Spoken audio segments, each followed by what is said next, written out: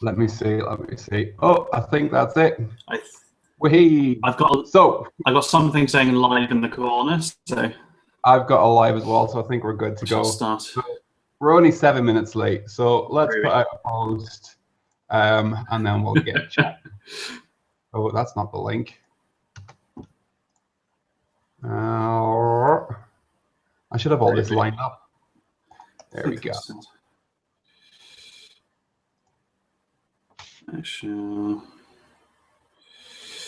We are live! Exclamation marks. Oh.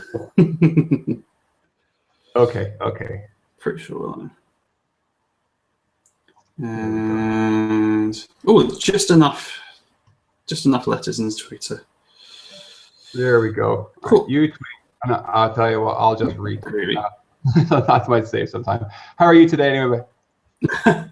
You all good? I'm wonderful. How are you? Yeah, all good. Just spent a day working on some shit that. I'm sorry. We like to swear, or I'm not. Yeah, I'm not sailor mouth by any means, but swear. Just keep it sort of like 15s. And we'll be fine. Yeah. Right. Let's get going. We've had enough to leave. So, welcome to the Sorenzo Prop show. We're here after a slight technical issue. It's not our fault. Google Hangout was being a nightmare and wouldn't let us connect, but we're here now. So we sent out tweets. Hopefully people will start rolling in, and we'll get to it. We're joined by John Haddock, isn't it? That's your real name? Yeah, that's correct. Yep, John Haddock from John C. Haddock. Yes, hello everybody. I'm John, or Jay, from JayCosplay Props. I'm a full-time prop maker, cosplayer, and as my various bios say, chicken-eating fiend. We'll probably get into that a little bit later on, but yeah, I make props mainly from like the Fallout series. I made stuff from Zelda and Assassin's Creed and a few other things. But yeah, I do this for a living, as Tom does as well, and looking forward to having a chat and answering some of the questions that will be coming our way, hopefully. Excellent. So yeah, basically what we're going to do is myself and John are going to have a chat. We're going to talk about what it's like making props and cosplays and going to conventions and all the little bits in between. Hopefully you guys will have some questions for us. You can ask questions via the Q&A app if you're watching on Google Hangouts, or just tweet us or send it on Facebook. We'll probably find it somewhere. I'll get my phone and put it on silent. Somebody's trying to get me. And he's having difficulty getting the link working, so it's probably not just us that's having technical difficulties today. So before we get going, usually I'll do a little bit of housekeeping and talk about what has happened since the last show. And very little has actually happened. I can't believe it's been like 2 or 3 weeks since the last show. And bugger all has happened. The only excitement in my life is that I announced that I will be guesting at Granite City Comic Con up in Aberdeen, which I'm very excited about, which is happening on the 31st. No, yeah, the 30th of May. So that's all the excitement I've had in the last couple of weeks, which is quite lots of excitement. Any excitement in your life, John?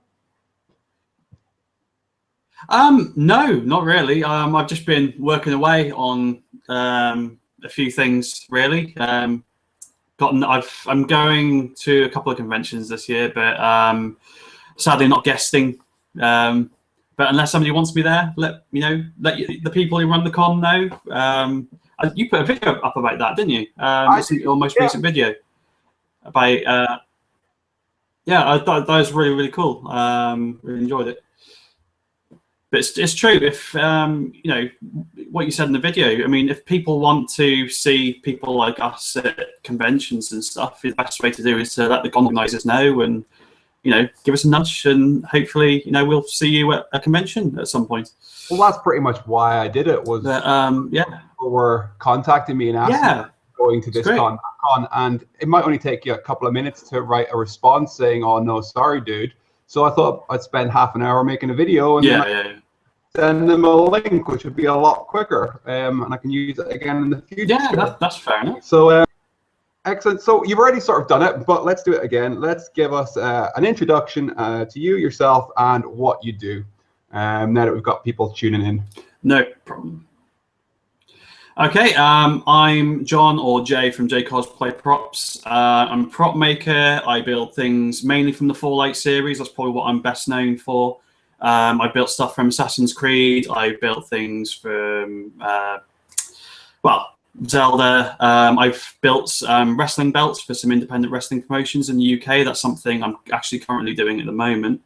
I'm building another main championship for a promotion called Hope Wrestling. But yeah, that's basically what I do for a living. I cosplay various characters as you do. This is all part and parcel of the job. But my main thing at the moment is prop building. That's certainly the biggest demand thing I've got at the moment.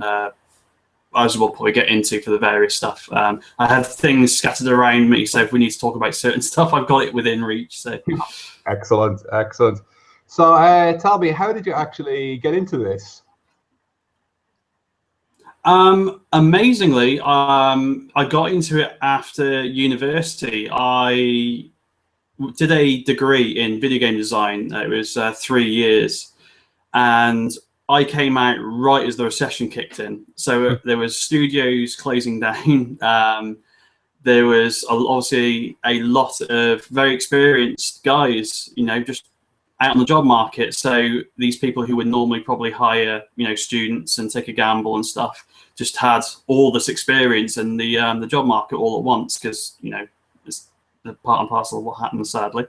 So I find it really difficult to get a job, and after a year of basically sitting on my ass and trying to find work, I didn't want to end up going into fast food again, or just retail stuff. I got all this experience and all these skills, and I don't want to just be sat behind a till, until something hopefully comes up. So I was like, right, I'm gonna do something about it.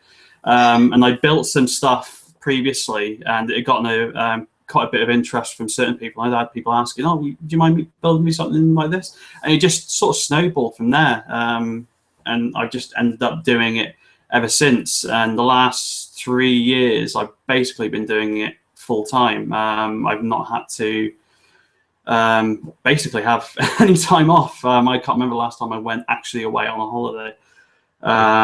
But it's a good thing. It's really, really cool. I've had people from all over the world order my stuff and buy it, and it's just such a thrill knowing that something you've made is everywhere. Basically, it's just in different corners of the planet. So it's been really quite fulfilling in a way. But it all started basically because I couldn't find a job and I was bored of sitting on my ass. So yeah, how about you? Excellent. You probably most likely said it in a video, but sorry, say that again. I said I'm just wondering how about you, because I don't know if you said it in a video previously. I was kind of the same. It was recession, frustration at university, no prospects. So I was doing architecture, and the only part of architecture I actually enjoyed was making the tiny houses, but they didn't actually teach you how to make tiny houses. They just wanted you to do silly drawing, work out how to make it for no money, and make it look the same as every other building. So yeah, I took a break, and I course in model making, thinking they'd teach me how to build tiny houses, and they taught me how to build props. And then from there, I just sort of saw an opportunity. I started building. Went on the RPF, people started liking what I was doing, and then somebody gave me the ideas like, why don't you just do that for a living? And I did, and it was the stupidest thing I've ever done, and I have no regret. It worked out really, really well. The exact same. My stuff is all over the world, shipping to exotic countries, shipping to the States, shipping to New Zealand. It's crazy that something that you've actually made yourself is gone. Yeah, I've not actually hit New Zealand yet. I've had quite a few orders from Australia and Tasmania, which I think is a principality of Australia. But yeah, I've not actually hit New Zealand itself yet. Excellent. Now, which would be nice. If anybody would like to order something from me from New Zealand. I shipped a space gun to Guam, which is the most remote place we've got so far. Yeah, it's like 3/4 of the way to Japan from the States. So it's like a tiny little island in the middle of nowhere. So it's not exactly the furthest away, but it's certainly the most remote. And the guy got a free shipping offer as well, and it cost a fortune to ship it. But I was just so happy that it got. He was really delighted, so he was. But yeah. Oh, I really didn't mind. The guy was really nice. He sent me messages and everything, and he can't get Smooth-On products in Guam, so he can't make his own.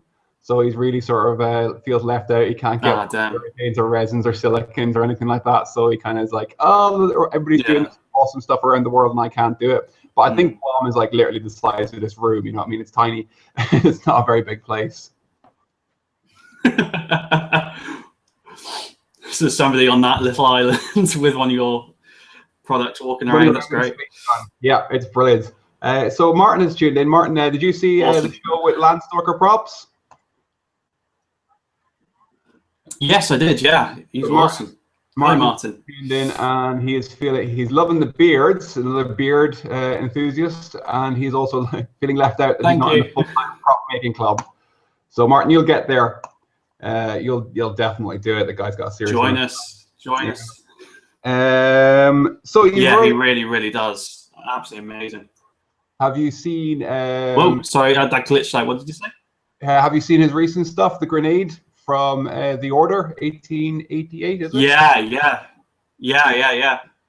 I caught that just before actually he came on your show, and I was like, bloody hell, that's amazing. And then obviously you came on your show, and it's like, right, that's great. I can hear from the horse's mouth how he made it, and just God, the processes, the fact that he didn't want any resin parts, and just having to learn the metal manufacturing stuff from scratch. Like Jesus.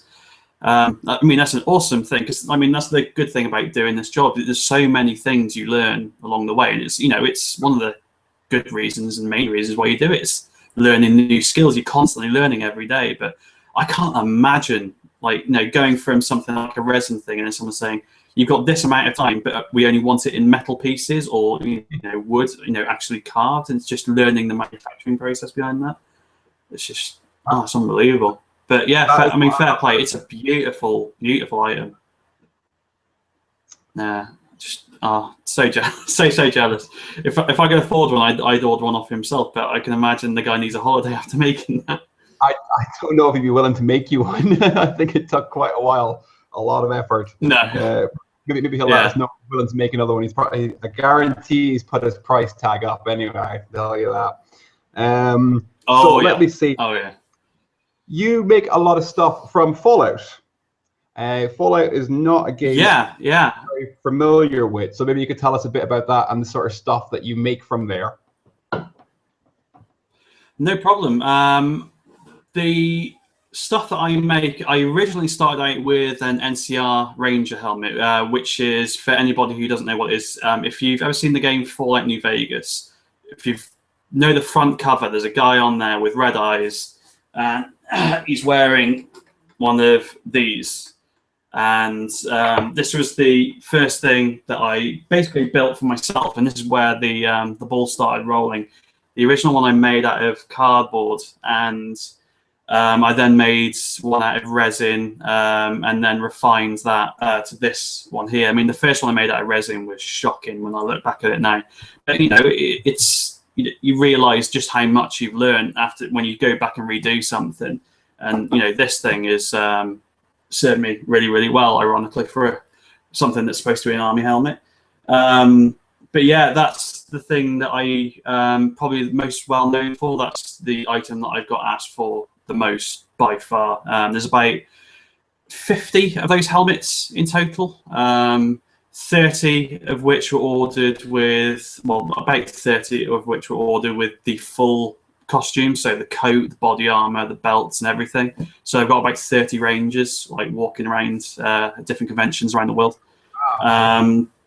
From there, it was a lot of work, but I'm stepping down from building full costume stuff to work on more stuff, because I was basically getting bogged down with a lot of orders for Fallout stuff, which is cool. But I don't, I've basically become known as the Fallout guy, and I don't want to get pigeonholed into something that I'm only making Fallout stuff, because I can imagine eventually Bethesda are going to come knocking on my door and go, "We've got a bit of a problem with you making all this stuff." So, but yeah,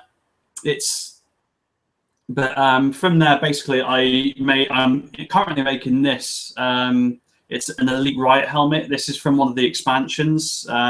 It's very similar to the original helmet, but with additional things like a headbutt plate. There's 2 things either side of here, like vent things. And this is all wired. Will be all wired for lights and things. And it's a 3-piece system, so the helmet comes off, like the front and back come off. But yeah, the helmets were my main thing. One of the things I finished before the Vault suit that I finished doing, which was this week, is a laser rifle from this is from Fallout 3 and Fallout New Vegas. This is basically the standard issue weapon of the game. Everyone knows this weapon. I actually really wanted to build this because the Vulpin he's Vulpin Props, or Harrison Cricks, as we know. And he built one. He built 2 actually, didn't he? He built 2 versions out of MDF and things. But I really wanted one for myself, and I didn't want to do it out of MDF. I wanted to push myself and see if I could make a castable out of resin. So this whole thing is made up of about 10 or 11 different pieces. That all slot together, and it's like a full resin kit, and it's a good weight for a weapon. So like the shipping thing is a bit interesting, to say the least, especially to places like Australia. They do ask a lot of questions. But yeah, this is the main thing that I've been sorting out recently. I've actually got a lot of stuff around me because I've just finished doing a big order of different things. So you caught me just at a good time, really. But, excellent.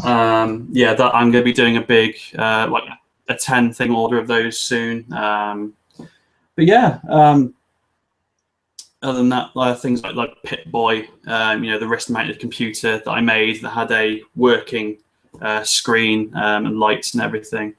And if people do know what the Fallout games are, they might recognize this. This is actually a prototype of the Tri-Beam laser rifle from. I'm pretty sure it's from both of the games, but at the moment it's only the main body and the front section. I haven't worked out the back stock or anything yet, so I've not put that up anywhere. So you've got a little exclusive. Oh wow! Excellent. But, excellent. Yeah, as you can see. But yeah, as you can see from the stuff around me, I mean, Fallout's really taken over my life for the last 3 years. But I'm really trying to gear up to make some new stuff in the near future. I've got another thing from Assassin's Creed lined up, which will be shown off soon. And yeah, there's a couple of things that I can't really talk about at the moment.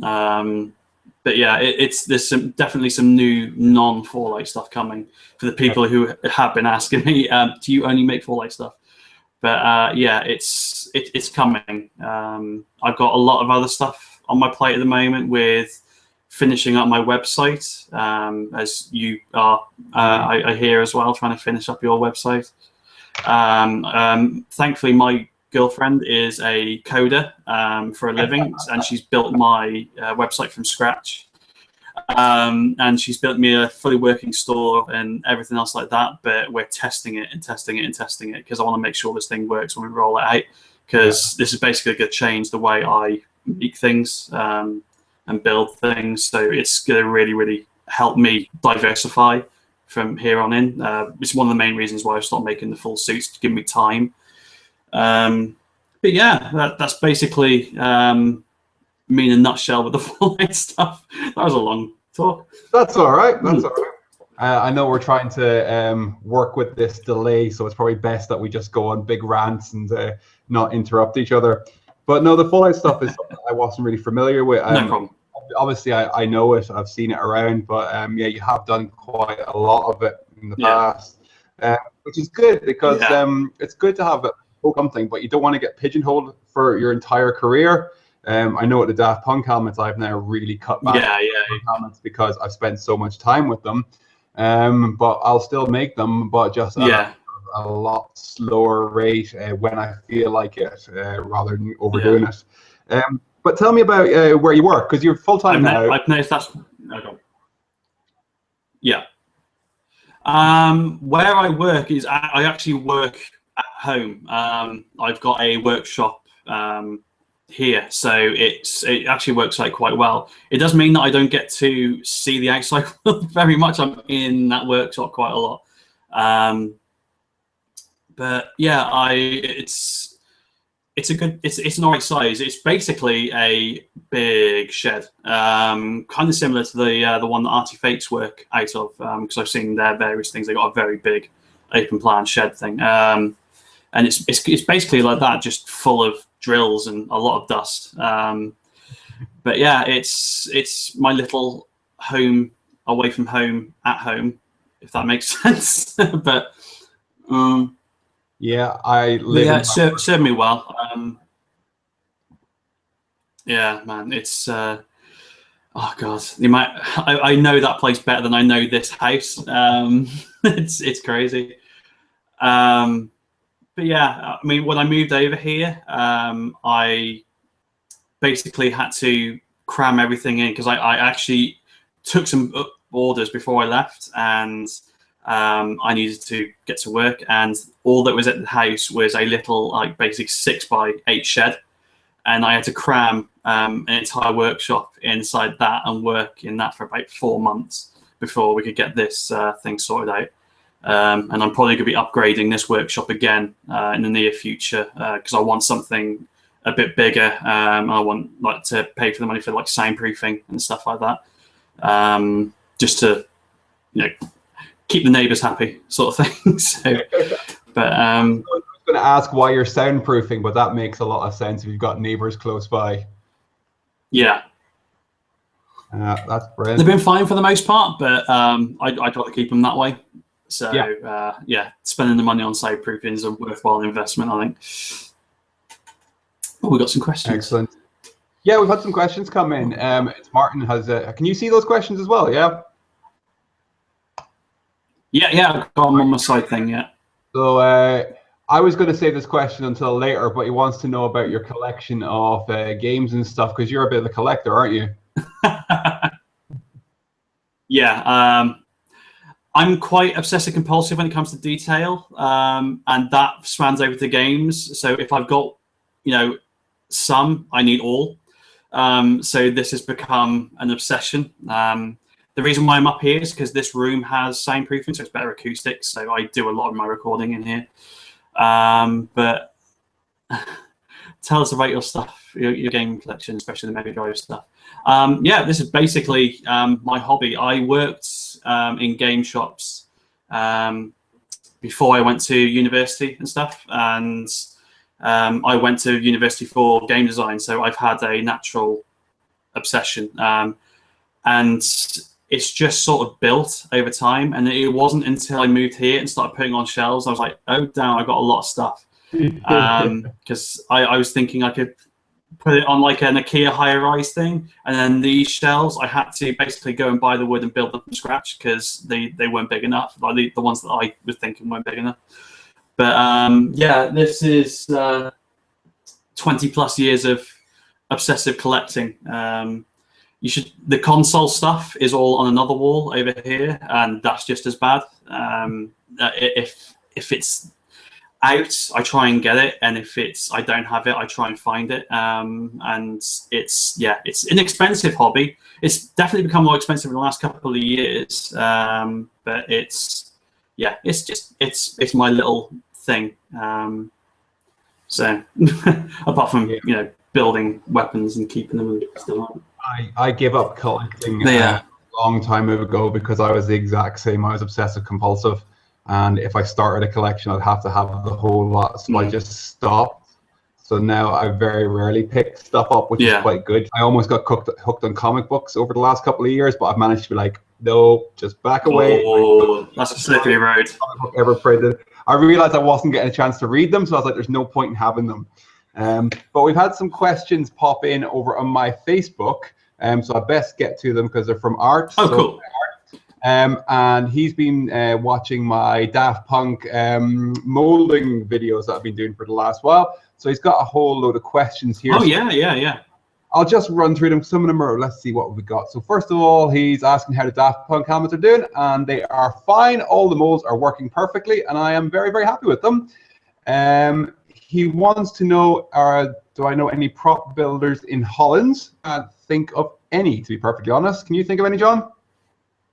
Me either. No. I've not encountered any from that. No, and definitely not. No.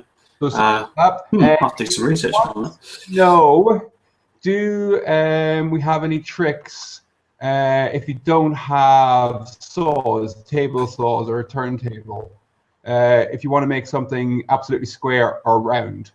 So if you don't have power tools like a bench saw or a table saw or a lathe, how can you make stuff square and how can you make stuff round? Do you want to tackle that one? Oh, that's hard. I've got a vertical drill press, and I stupidly did a thing where I was trying to get where is it? Where's come here? It was these power cell things for the laser rifles. I was trying to get these nice and round, and I made a prototype one with a drill head, an old drill head, basically cast into the top of it. Stuck that on the drill, turned it on, and then hand sand it with files and did it that way. But you haven't got power tools, so I wouldn't even know where to begin, especially getting something round. That's a tall order. Round is difficult. The first thing I would think is, can you find something else that is roughly the same diameter? Tubes, pipes, PVC, drainage, pipes, something like that. Broom handle. See if you can find something that's close enough. It doesn't have to be millimeter precise, would be the easiest option. For getting stuff square, that'd be the best option, yeah. Square, you definitely need an engineering square, which is a must-have tool for any sort of model maker, prop maker. And if you don't have power tools, you don't have a table saw, I think just drawing a line and getting a block of sandpaper out and whittling it down until it's nice and square. That'd be your best bet. Yeah. But what would you say your must-have? Not checking and rechecking. Oh God. You could have one. I suppose the one thing I can't live without is my Dremel. It's well, a rotary tool. Especially for people who are starting out and stuff, it's such an invaluable tool. I mean, you can, sandpaper, files, etc. They're great, but you can't carve away. It's basically like using a very powerful paintbrush. You're carving away detail rather than adding it with a paintbrush. But I can't think. I mean, there are tools you can get. I mean, like a laser cutter. I'm sure if I got one of those, my tune would probably change. But for just a thing that you have to have, it has to be a rotary tool. You can get like cheap ones now, so you don't have to go for like the proper Dremel make. I don't go for the actual Dremel make anymore because I burn out about 4 rotary tools a year because I go quite hardcore with these helmets. They're a lot of work. I've actually got 2 set up now. I got one that's used just for cutting out recessed material, and then one for fine detail. But yeah, rotary tool. Get a rotary tool. It's a great starting point, and there's so much you can do with it because all the different nibs and like the sandpaper things and the fine chisel bits. It's just get a rotary tool. Definitely some good advice. So you burn out 4 Dremels a year. I have had the same. Yeah, that was my record. I don't know what I do, but I I've got a theory about this because Harrison at Vulpin Props, he does the exact same thing. He burns them out like every couple of months. He seems to be going through one. I honestly believe if you're burning out your Dremel, it's the wrong tool for the job. You can't be burning out that many. I'm lucky we've got which is like heavy duty Dremel, but I only use that on special occasions because it's such a beast. Yeah. But they can burn out if you overuse them.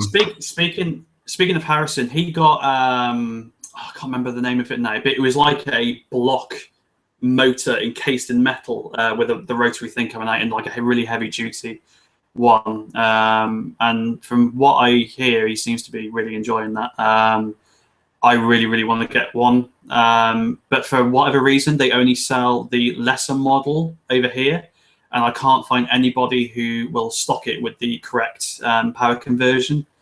So I'm on the hunt for one of those, but I can't for the life of me remember what the hell the thing is. It's like TX something, I think. But yeah, I really want.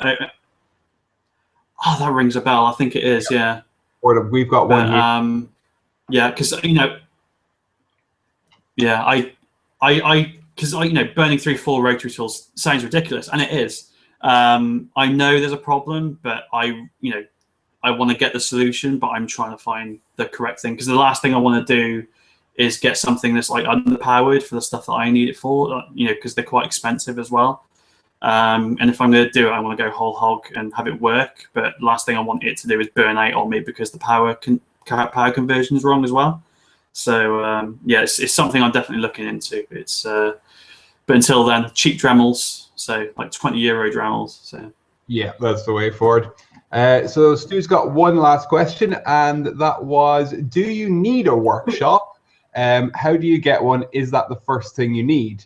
And personally, I don't think you need a workshop. You need a space to work in. No. Yeah. Finding your own little area. I mean, it depends on what you're doing. You could, just find a corner of your house to like work in, or like a garden shed. But you don't need a workshop. For what we're doing, you do need the space to be able to work in, because you've got a lot of stuff going on. You've got a lot of materials to keep and a lot of tools to line up and keep. But you don't need a workshop. You just need a little corner somewhere. I mean, you can work in your bedroom. But it might get messy. But it's worth asking. Say your grandparents or something. Say they've got a garage they never use. Look, everyone's got like a granddad with a workbench in his like garage that's covered in stuff, and his grandma's kicking him, telling him to clean it up. You can work in there. So it's just about finding a little space to call your own and just like work from there. So I mean, I started out working basically at the foot of my bed, cutting out like little templates and stuff. So you can start anywhere really. Yeah, because I rent a workshop here, so there's a number of companies, and we all sort of share this lovely office space and the workshop downstairs, and it's great because there's lots of tools and equipment down there that I could not afford to have myself, and would take a long time to build up the revenue to actually buy them. So that works out really well. But again, paying rent is rather expensive, but it does open up a whole lot of opportunities for me, which is quite good. How you go about getting a workshop? Well, you're just gonna have to ask around, I suppose, Art. Have you got any maker spaces over there in Ireland? Places that are set up to try and encourage people to get into the creativity, to get making for laser cutters, all that sort of stuff, 3D printing, because there's a lot of them popping up in the UK. I'm just wondering what the scene is like in Ireland. From what I know, there are some, but a lot of them are located up in Dublin, because I'm down in Cork, and there's like one or two, but it's obviously not as widespread as it is in the UK, because there's fewer people here for a start, so it's not as prevalent. But yeah, there are options for you. It's actually something I want to do a video about, because especially being local to Ireland, I don't know of very many prop makers over here. So if I could help people over here find, that sort of thing, that'd be great. But yeah, it is something I am looking into, and I want to do like a proper list video, like saying you can go here, you can go here, But I'd rather be thorough. But I do know of spaces. But I wish I was still over in the UK for stuff like that, because it is really, really taking off, from what I've seen, from the research and stuff. But yeah. They're brilliant. So that was Art. Yeah, we've answered all those questions. Thanks for that, Art. Martin is asking a lot of questions here, so I better give him some time. Thank you. He wants to know, will your girlfriend build him a website? Will she build mine as well, please? I think everybody's time, man. She's busy with mine. Once she's finished, she can come talk to me and Martin. He says that he's got the foot-operated I'll let her know. rotary tool with the long extensions. He'll find out where you can get it from and let you know. So that's something I was going to do. I'll put a load of show notes on the YouTube video, because we have one of those here as well, and I know you can get them. They are bloody expensive, though. I think they start at like £400 or £500. Yeah. But they are well. So Martin's going to find it, and I'll have a look for that as well. And Martin is asking about my workshop. Who else is here and what do they make? Well, there's a couple of people. There is a marine design consultancy firm who design boats. They deal a lot with Irish fishermen, who apparently are really nice people to deal with. So that's Marine Design International. The company who sort of own the place and started it are called 4C Design, and they're a product engineering firm, and they designed the Queen's Baton for the Commonwealth Games last year. I don't know if you saw that. Big shiny stick carried around Glasgow. I brought to Glasgow. And another guy called Misha, who runs a company called MK Music, and he is the world leader at producing low D whistles. So it's like a musical whistle. So he is like a sort of ultra genius when it comes to machining. He spends a great amount of time building CNC machines to make his whistles. He won't just go and buy CNC. Oh, wow. He actually builds them and will spend like years working to get them to do exactly what he wants to do. So I'll drop links to all that stuff. It's really quite interesting. There's a lot of experience and talent here. Yeah. Which is brilliant. And let me see, we've got one more question that I want to get to before we forget, and that's Alvin. Alvin tunes in quite regularly. And this is for both of us, John. He's asking about all the new Star Wars stuff. There's a plethora of reference images online. Are we getting any ideas to build costumes or props from it? Now, this for me is a little bit of a sore spot, because with movies that I really, really like, that I really, really want to see, I go on a complete media. So I don't want to see trailers. I don't want to see images. I don't want people to tell me what's happening or who's in it. And Star Wars has been driving me crazy, because you cannot look at a screen without seeing something from it. So I've been finding out far too much. I have seen snippets of images as I'm scrolling down my Facebook feed really fast to get past it, but I've not examined it. The only one I have examined was the bad guy. What's his name? Ryu the kid. I can't remember. The bad guy with the weird helmet. Kylo Ren. So that's the only one that I've actually looked at in detail. Yes, there is a lot of stuff that I would love to build, but I'm going to wait until December and see what happens, because there's no shortage of Star Wars builders, that's for certain. So what do you think, John? Anything that's sort of... No. Oh my God, where do I begin? First off, how good that trailer was amazing. If you said you've been on a media blackout, did you see it? The trailer? I've not seen it. Nothing. I won't say anything of it, apart from the fact that I watched that and now I don't want to see anything else until the film's released. That trailer sold it for me that film's going to be amazing. Now, prop-wise, oh my God, there's so many things. Where do I begin? Kylo Ren's lightsaber. I like the Star Wars experience they had on where they showed the trailer. They also had all the costumes, well, most of the costumes, and the props and stuff, there. So there's, thanks to the RPF bombarding my my board, like screenshots and photos of all angles of this lightsaber that looks absolutely amazing. It looks like it just thing that's been put together. The Stormtroopers look really, really cool. Is it Novos, I think, who are doing the kits for those? Yeah. I really want to buy a raw kit off them, and like probably do like a tutorial season on how to finish it and put it all together, because I think that'd be really, really cool. Plus, I really, really want one because I just love the helmet design. The thing that caught me was the Chrome Trooper, and I won't say any more because I think there's something released about it today or yesterday, about the character that the person actually portrayed. But that armor looks amazing, and yeah, Kylo Ren, that mask as well. Amazingly, the thing I wanted to, no, I can't even say that because if you haven't seen the trailer, I don't want to give anything away. But yeah, there's a helmet in it that's not worn that I want to make, and as odd as it sounds, I want to make it in the state that it's shown being held. The people who've seen the trailer know what that means, but I won't go any further than that. I don't know why I want to build that, but I do.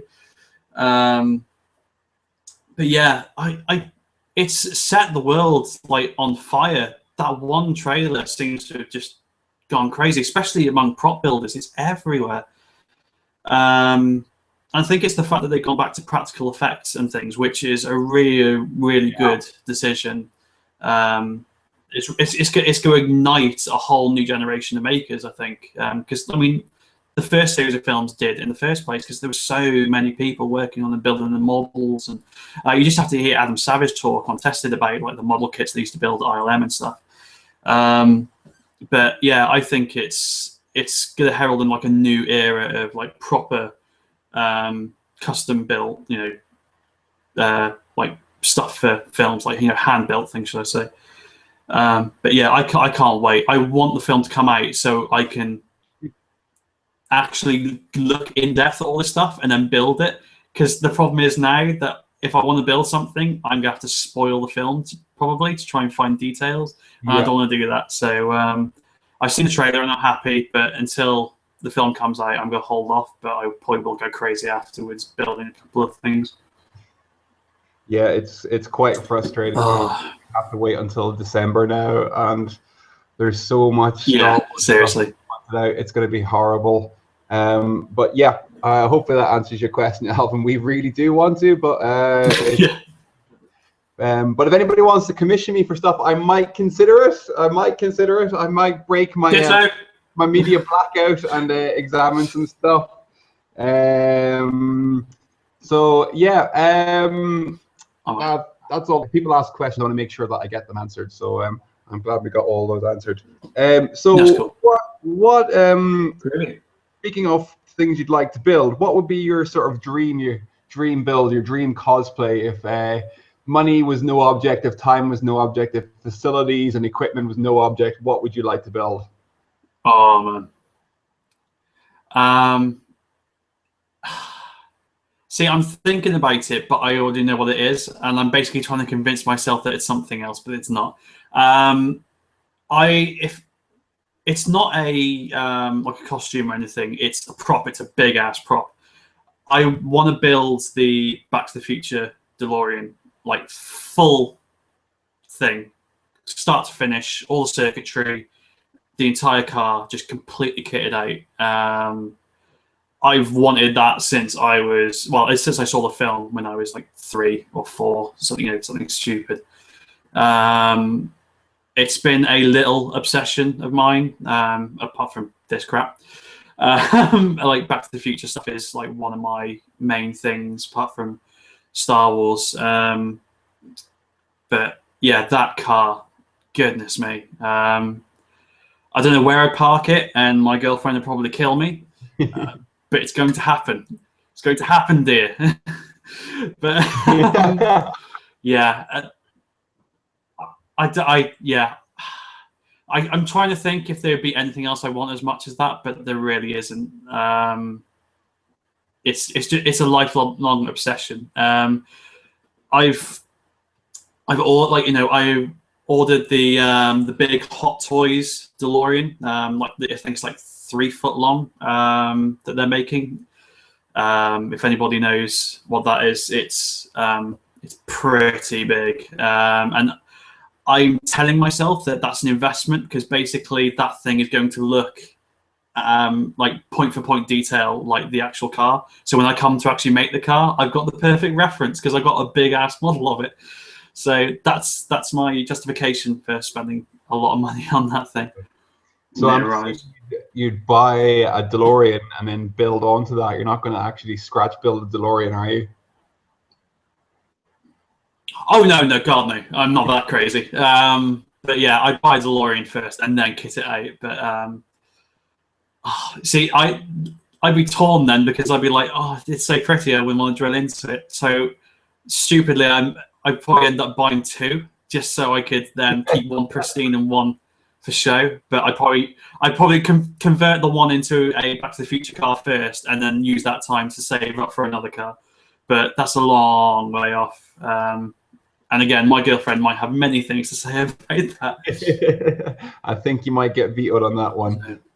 How easy is it to track down DeLorean? Yeah. Have you researched it?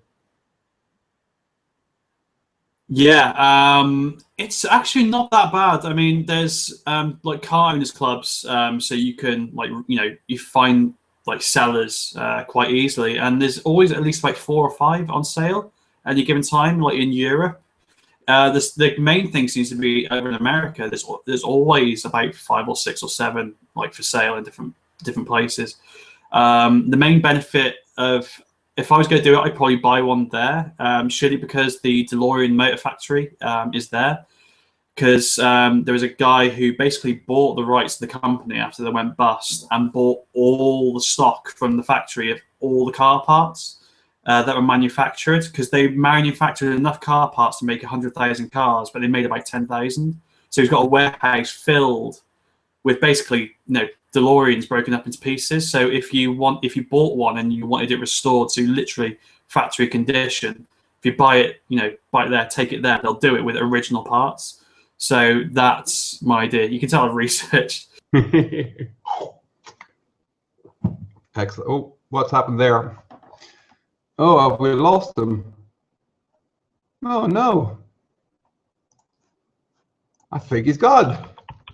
Let's see if we can get him back.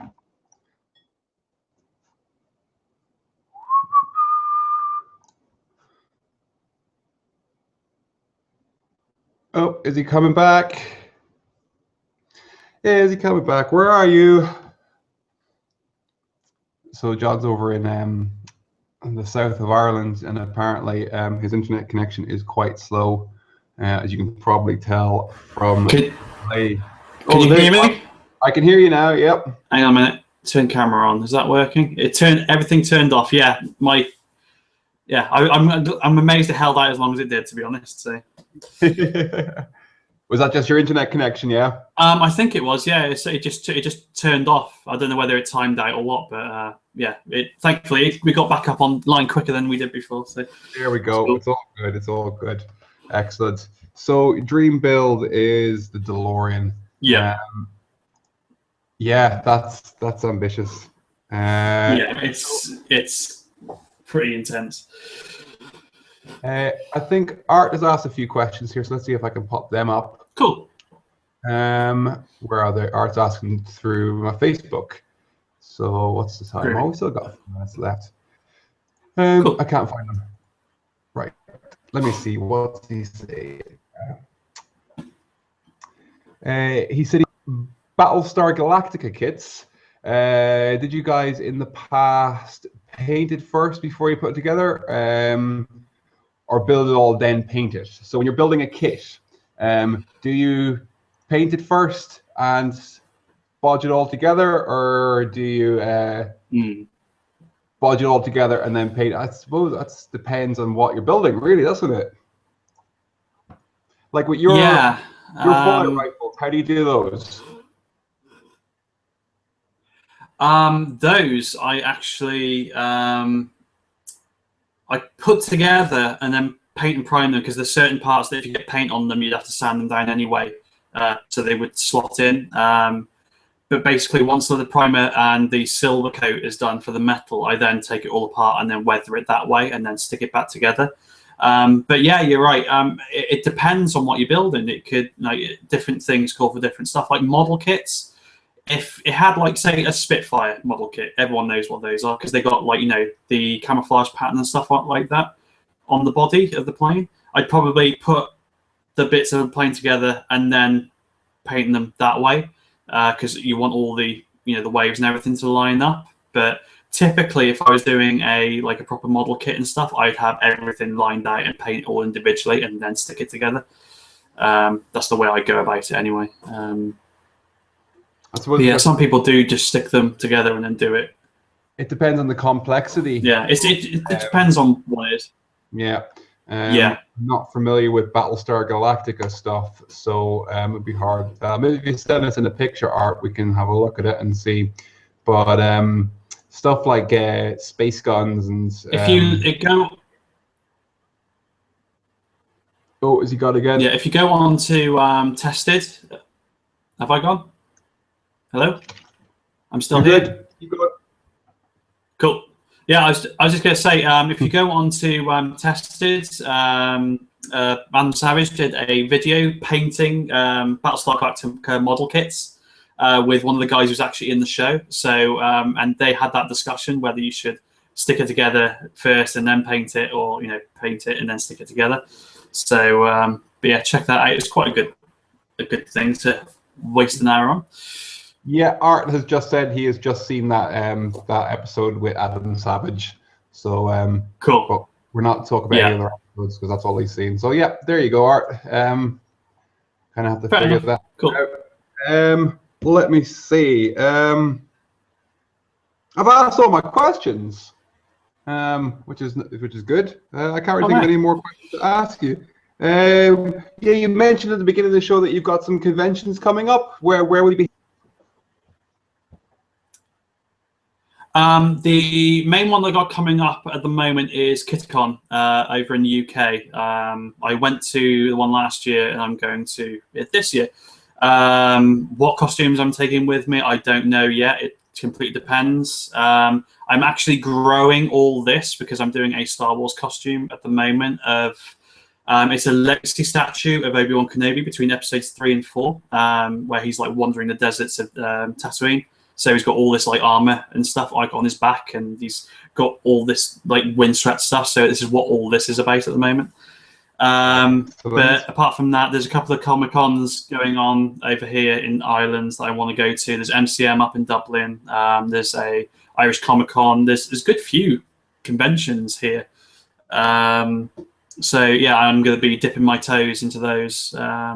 Because there's only one convention here actually in Cork, all the rest of them up there or in Limerick. So yeah, if you haven't seen me at an Irish convention, you will do by the end of this year because I'm going to be everywhere like a bad smell. So but yeah, the main one over in the UK is going to be KittyCon, and we'll see if I can make another one over there. It's just now living here, it's quite expensive getting back with a lot of costumes or props and stuff, so it's logistically very difficult. Excellent. Cool. Right. I think that's about it. We've got to 9 o'clock. I know we're starting a bit late. So have you got any more questions?